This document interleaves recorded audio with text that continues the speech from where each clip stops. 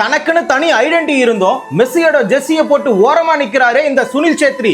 இவர் பண்ண மிகப்பெரிய தப்பு என்ன தெரியுமா? ஃபுட்பால் என்ற விளையாட்டை மதிக்காத இந்த கூட்டத்துக்குள்ள கிட்டத்தட்ட 2005 இருந்து 2024 வரைக்கும் எந்த ஒரு எதிர்பார்ப்பும் இல்லாம காசு பணம் புகழ் எல்லாத்தையும் தூக்கி தூர வச்சுட்டு 20 வருஷமா ஒத்த ஆளா ஓடா உழைச்சு இந்தியா தரவரிசை பட்டியல எங்கவோ இருந்துச்சு 2018ல 100க்குள்ளார கொண்டு வந்தாரு. ஃபுட்பால் என்ற கேம் இந்தியாக்குள்ளார தலைநிமிரணும் என்ற காரணத்துக்காக எல்லாரும் இந்த கேமை ரசிக்கணும்ன்றதுக்காக ஸ்பான்சர் கூட எவனும் கிடைக்கல, விளம்பரம் கூட பிரைவேட்ல எவனும் பண்ணல. தானே பொது வழியில வந்து உட்கார்ந்து எல்லார்கிட்டையும் பேசி சப்போர்ட் பண்ணுங்க, கிரவுண்டுக்கு வாங்க, ஃபுட்பாலை பாருங்கன்னு கைய கூப்பி 20 வருஷமா போராடிக்கிட்டு இருந்தாரு. இதுதான் பெரிய தப்பு. இவர் என்ன பண்ணிருக்கணும்னா, நாடாவது பற்றாவது திறமைக்கு எங்க மரியாதை கிடைக்குமோ அந்த நாட்டுல விளையாடி, அதாவது திறமையை தூக்கி கொண்டாடுறதுக்கு இங்க நிறைய கிளப் டீம்கள் இருக்குது, அந்த அணில சேர்ந்து இங்க அடிச்ச 94 கோலை அந்த அணிக்காக சர்வதேச அளவில் அடிச்சிருந்தா கொல்கத்தாவுல மெஸ்ஸிக்கு ஓபன் பண்ண சில மாதிரி அந்த நாட்டுல சுனில் சேத்ரிக்கு ஓபன் ஆயிருக்கும். ஆனா அந்த மனுஷன் சத்தியமா ஒரு நிமிஷம் நினைச்சு பார்த்திருப்பாரு,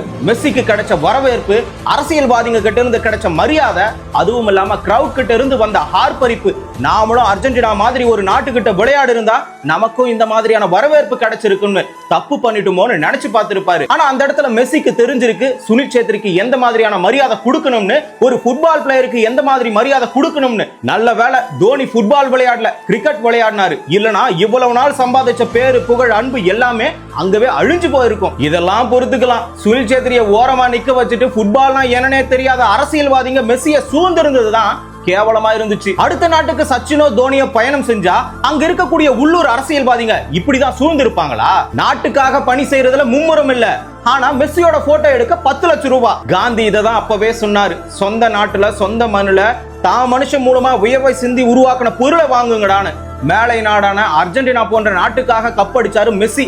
அவருக்காக சம்பந்தமே இல்லாம இந்தியாவுல சிலை திறக்கிறானுங்க. மெஸ்ஸிக்கு இந்தியாவுல சிலை திறந்தா ஃபுட்பாலை ரசிப்பாங்க, ஃபுட்பாலை விளையாடுவாங்கன்னு நினைப்பா? கண்டிப்பா கிடையவே கிடையாது. மெஸ்ஸி கையால சுனில் சேத்ரிக்கு சிலை திறந்திருந்தா இந்தியாவுல விளையாடுற ஒவ்வொரு ஃபுட்பால் பிளேயருக்கும் மரியாதை கொடுத்த மாதிரி இருக்கும். சுனில் சேத்ரின்றது யாருன்றது தெரிஞ்சிருக்கும். அதே மாதிரி சுனில் சேத்ரி இந்தியாவுக்காக வேர்வை சிந்தனம்ன்றது புரிஞ்சிருக்கும். ஆனா ஒண்ணு, இந்த நாட்டுல ஃபுட்பால் ஒன்னும் பரம்பரையா விளையாடுற கேமும் கிடையாது. அதே மாதிரி பணத்தை கொட்டி விளம்பரம் பண்ற அளவுக்கு இங்க பணமும் கிடையாது. தோத்து போயிட்டு ஆறுதல் சொல்ற அளவுக்கு ரசிகரும் கிடையாது. இந்தியாவை வேர்ல்டு கப்ல விளையாட வைக்கணும்னு முயற்சி செய்யற ஃபுட்பால் பிளேயரா நீங்க?